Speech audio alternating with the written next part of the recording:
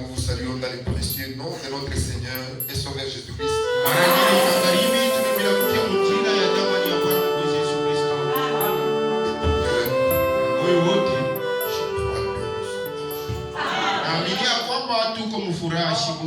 Et que Dieu bénisse richement chacun de vous.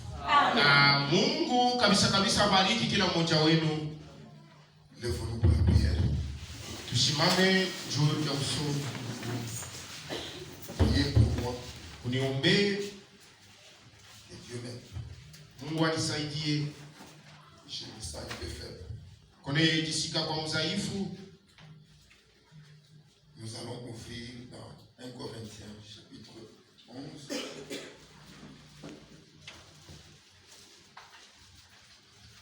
Wakorintho wa kwanza sura ya 11.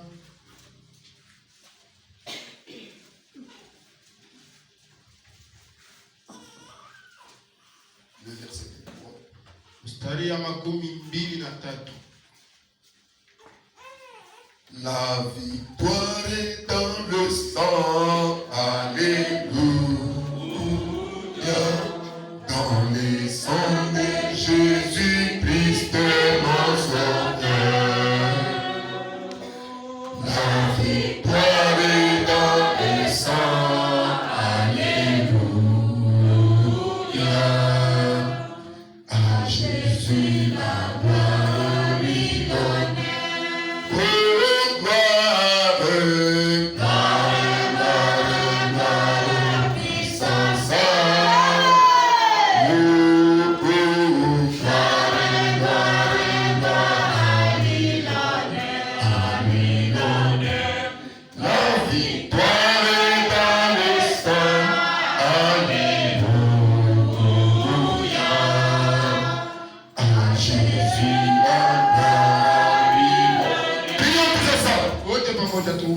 C'est que je vous ai enseigné. C'est que le Seigneur Jésus, dans la nuit où il fut livré,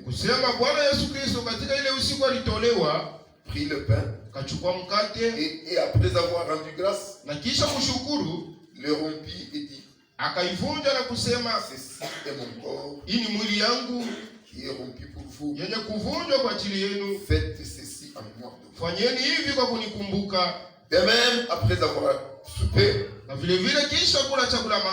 prit la coupe et dit, cette coupe est la nouvelle alliance en mon sang. Faites ceci en mémoire de moi. Toutes les fois que vous en boirez. Car toutes les fois que vous mangez de ce pain et buvez du sang de cette coupe, vous annoncez la mort du Seigneur jusqu'à ce qu'il vienne. C'est pour cela, celui qui mangera le pain et boira le sang du Seigneur, mangera le corps et boira la coupe du Seigneur.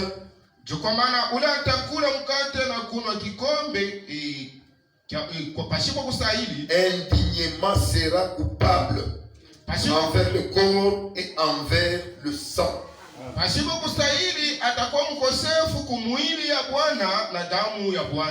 J'aimerais que vous notifiez ce que je vais passer là-dessus. On a dit, c'est lui qui mangera le pain et boira le sang indignement.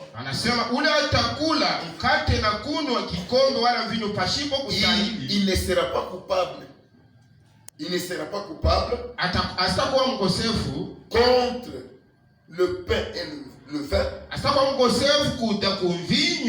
Mais il sera coupable envers le corps et le sang. Comprenez très bien, vous allez voir les erreurs que les gens ont commises dans les âges de l'Église.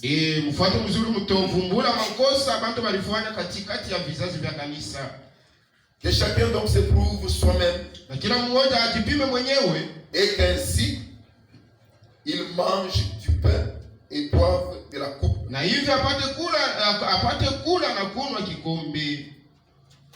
Car celui qui mange et boit sans discerner le corps du Seigneur, Kwa maana ule yuko nakula na kunywa bila kuchunguza mwili ya Bwana, mange et boit contre lui-même, mange et boit un jugement contre lui-même. yuko nakula na kunywa hukumu yake mwenyewe. Car, et c'est pour cela qu'il y a parmi vous beaucoup d'infirmes et de malades, Kwa maana katikati yenu kuko wavilema wengi na wagonjwa wengi, et qu'un grand nombre sont morts. na watu wengi weko na kufa.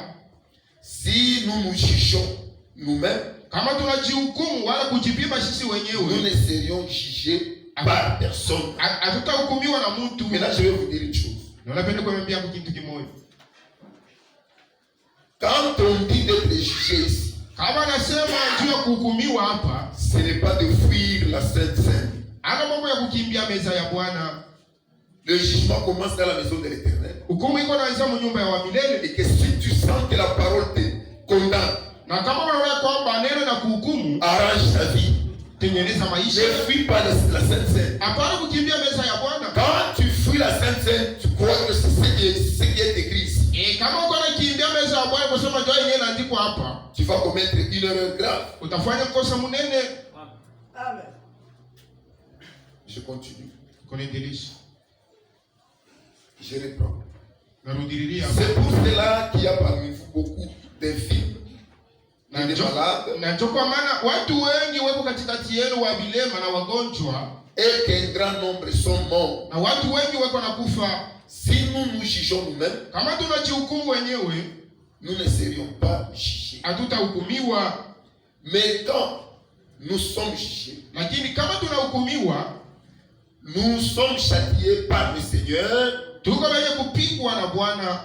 Ce n'est pas pour nous tuer, Ana njoo ya kuituua, afin que nous ne soyons pas condamnés avec les infidèles ou le monde. ili tusipate kuhukumiwa pamoja na dunia wala wa kutokuamini. Amen. Amen. Le jugement que Dieu va faire, Hukumu ile Mungu atafanya c'est te frapper pour que tu retournes à la parole. ni kukupiga ndio urudilie kuneno. Ce n'est pas te frapper pour que tu meurs. Aina ya kupiga ndio kufiririe. C'est pourquoi faites attention avec toute malice. Njoo kwa maana msopoke sana na ujanja yote. Amen. Si quelqu'un a faim, Kama mtu yuko na njala, qu'il mange chez lui, akule kwake, afin que vous ne vous réunissiez pas pour attirer un jugement sur vous. ili mshikusanyike ndio kujikokotea hukumu nyinyi wenyewe. Que le Seigneur bénisse la vie de sa parole. Mettez. Na Bwana bariki kusoma maneno. Le pain, Kati c'est un symbole. ikionyesha tu mfano. Vous êtes participants de la nature divine. Kama tuko washiriki wa hali ya kimbingu. Le pain, c'est le reçu du Seigneur. Alisema Bwana kwamba hiki niko nasema nilikipokea kwa Bwana. Le Seigneur lui-même, Bwana mwenyewe la nuit où il fut livré, katika usiku ile alitolewa, il a pris le pain. akabeba mkate, Il a dit, ceci est mon corps. akasema hii ndio mwili yangu Amen. Amen. Brisé pour vous. yenye kuvunjwa kwa ajili Et yenu, il a coupé ça. akaikatakata. Parce qu'il était déjà à la croix. Eti pale alikuwa kufika kwa msalaba, Il n'était pas là. alikuwa ashafika, C'était juste un symbole. kilikuwa tu nikionekanisha. C'est là, c'est une parole d'Hébreux chapitre, Exode chapitre 12, Ile inasomewa mu kitabu cha Kutoka sura où 12. ils ont mangé du pain Ule walikula mkate avec un agneau na mwana kondoo et de l'herbe amère na majani ya uchungu avant de quitter pour aller en Égypte. mbele ya kutoka mu Et Misri, pour aller en Canaan. juu ya kutoka mu Misri na kwenda Mkanana. C'est un symbole tout simplement. Ilikuwa tu nikionekanisho. Cela veut dire quoi? Ile maana yake nini? Pour que tu puisses quitter le monde et suivre Jésus-Christ, Juu ya kutoka mtunia na ufuate Yesu Kristo, tu dois mourir comme l'agneau. unapaswa kufa sawa vile mwana kondoo. Tu dois mourir comme l'agneau. Unapaswa kufa sawa vile mwana kondoo. Et quand tu meurs, Na wakati unakufa, pour avoir encore la vie, juu ya kupata tena uzima, on ne parlera plus de la vie, hawatasema tena juu ya uzima, mais on parlera de la résurrection. lakini watasema juu ya ufufuko. C'est-à-dire cette vie-là qui est en toi, Ni kusema ile uzima iko ndani mwako c'est une vie de la résurrection, ni maisha ya ufufuko. c'est-à-dire l'homme du péché, Ni kusema mtu wa dhambi, le vieux homme, mtu wa il zamani est déjà mort. ashakufa. Ça, nous vous le disons tous les jours. Ili tuko naisema kila siku yote. Hier, nous avons parlé, il faut poursuivre. Jana tulisema na pasha Nous kuendelea. avons cité 2 écritures Tulitaya maandiko mbili. qui servent de fondement Iko na saidia kama msingi. sur lesquels je vais très développer aujourd'hui Yulu ya ile nitazungumzia hapo sana. pour permettre aux gens de bien. Juu ya kuruhusu watu waelewe mzuri. On parlait du pain qui symbolise le corps de Jésus. Tunaanza kusemea juu ya mwili ile mkate iko naonesha mwili ya Yesu Kristo. C'est un corps doux Ni mwili ya upole et humble. na mnyenyekevu.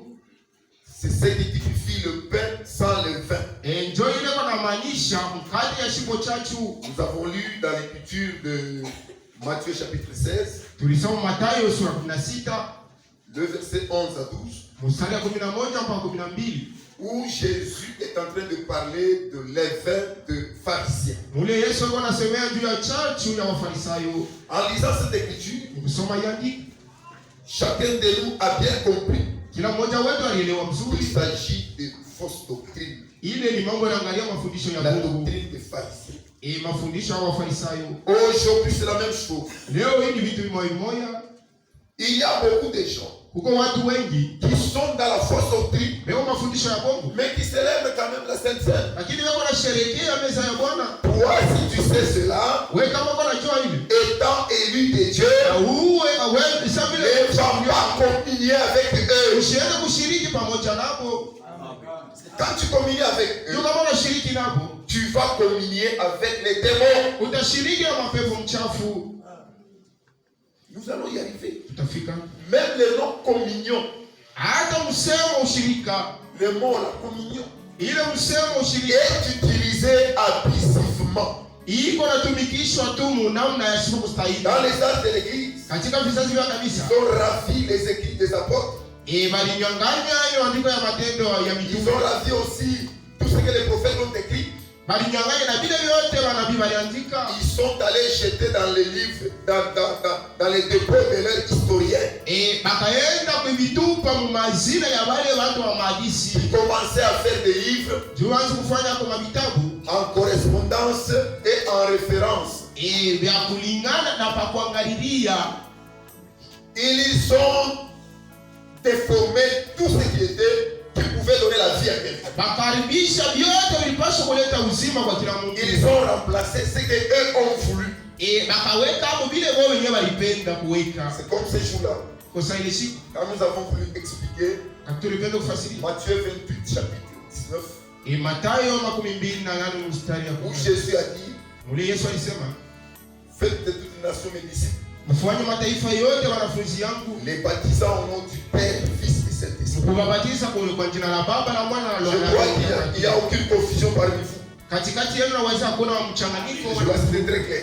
viko waziwazi. C'est comme ça que les disciples croient et les apôtres baptisaient aussi. Na ni mwile namna wanafunzi walianza kubatiza na kuamini. Pour les problèmes de pain et de vin. Mambo yanaangalia mkate na Ce qui pose encore un très grand problème que nous allons résoudre tout de suite. ukatokea tena mambo ingine mnene ile Nous tutaifasiria. allons parler d'une manière brève, Tutaisema namna ya mfupi mais très claire comme du cristal. lakini ya waziwazi sawa vile D'une kilauli. manière très simple. Les élus n'ont pas besoin de choses compliquées. Namna ya wepesi maana wachaguliwa wapendake vitu vya nguvu. Ce que moi je vais vous donner ici, Kile vitu ni papa. ce sont des astuces. Ile ni maufundi tu ya kuelewa. Ce sont des astuces qui vont vous permettre de défalquer tous les pièges du diable. Ni namna moja itanifasiria juu ya mpate kuvumbula mitego ya shetani. Et dès que vous saisissez cela, Na wakati mnaishika ile, même si le diable tourne n'importe comment, hata kama shetani anazungusha mawazo yake namna gani, cela ne peut pas vous atteindre. ili haiwezi kumifikia. Nous avons vu une écriture correspondante Tuliona kwa andiko ingine inaangalia na ile mambo dans 1 Corinthiens chapitre 5, Wakorinto wa pili sura ya versets 6 à 8. mstari ya 6 mpaka ya 8. Où Paul est en train de reprendre presque la même chose. Mule Paulo kwa anarudilia vitu vimoja. Maintenant, il entre dans la révélation. Sasa hapa anaingia mfunuo. Ceci est très important. Hii ni mafaa sana. Je voulais le lire tort que vous vous glorifiez. Ne savez-vous pas qu'un peu de levain fait lever toute la pâte? Eti ni kuongoza tu kule ambao mko najitukuza, eti amjue kwamba chachu tu kidogo iko na vimbisha mkate yote. Faites disparaître les vieux vins. Mupoteze basi ile vinyo ya zamani. Quand la Bible parle du vieux vin, kawa nasema Biblia inasema vichacho ya zamani.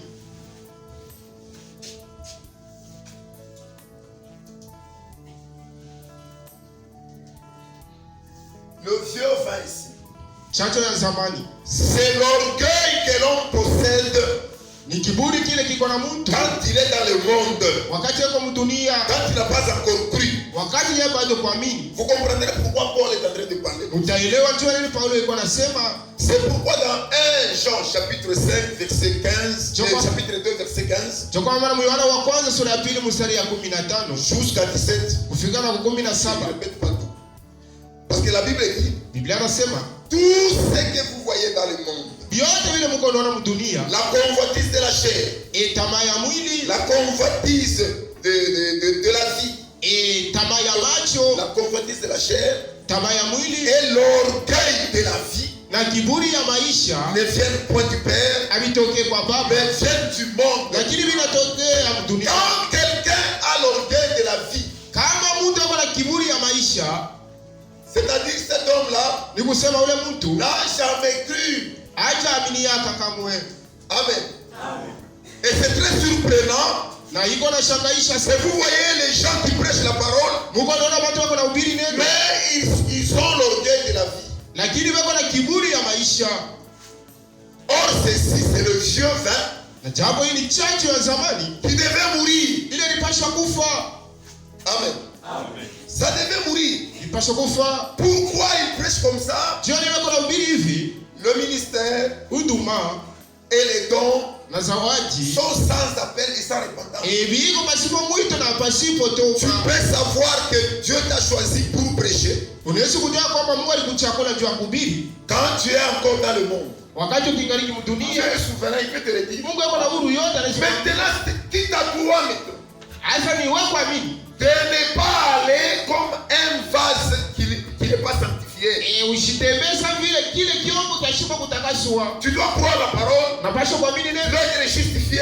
Napaswa Tu dois kuhesabiwa être sanctifié. Tu kutakaswa dois être baptisé du na Saint-Esprit. kubatizwa kwa Roho Mtakatifu. Pour dire comme Paul Juu ya useme sa Paulo, que si je vis, juu ya kusema kama c'est le niko na plus moi ishi, qui vis. hana mimi tena niko na ishi. Si je prêche, Kama niko na c'est le ubiri, plus moi qui prêche. hana tena mimi niko na ubiri. Il y en a d'autres qui arrivent même au niveau de la sanctification, Huko wengine wanafika mkiwango ya utakaso, où l'onction touche l'esprit. mule upako inagusa kuroho. Quand l'onction touche l'esprit, Wakati upako inagusa roho, quelqu'un peut prophétiser. mtu anaweza kutabiri Il peut parler à la correctement. mzuri na Il kusamuru. peut prêcher la parole correctement. Anaweza kuhubiri na Mais quand il arrête wakati et que anashuka l'onction le quitte, na ile upako inamwacha, il demeure encore un homme sans rien du tout. anabakia mpaka ule mtu asipokuwa na kitu ndani. Et cet orgueil-là, Na kile kiburi qui est caché yenye kuficha dans la racine du péché, mwile mzizi ya dhambi demeure toujours en lui. iko na dumu milele ndani mwake. Suivez-moi très bien. Mfuate mzuri.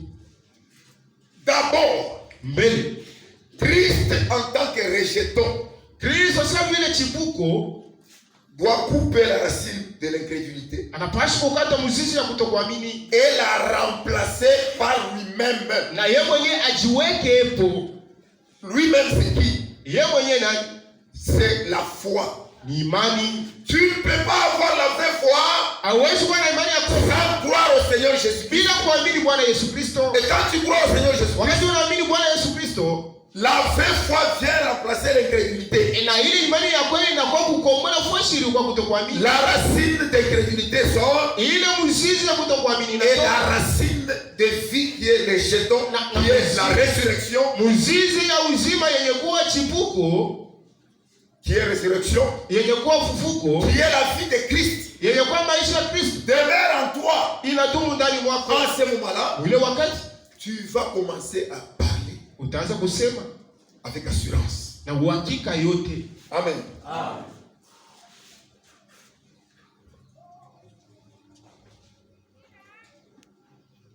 continuer avec la lecture. Afin que vous soyez une pâte nouvelle. ili mupate kwa mkate mpya, Puisque vous êtes sans levain. kwa maana mko pasipo chachu, Car Christ, notre Pâque, kwa maana Kristo Pasaka yetu a été immolé. alichinjiwa. Mkate yetu yasipo chachu, Ce sont des représentations ce n'est pas le changement de pain encore. haina kubadilika kwa mwili mumkate. C'est pour que vous puissiez bien comprendre. Ni njoo mpate kuelewa mzuri. Célébrons donc la fête. Tushangilie basi karamu, Non pas avec du vieux vin. ana na ile chachu ya zamani, Lisse ana kupitia ile chachu ya ujanja et de méchanceté. na ya bubaya, Mais avec le pain, lakini pamoja na sans mkate le vin, yasipo chachu, avec pureté.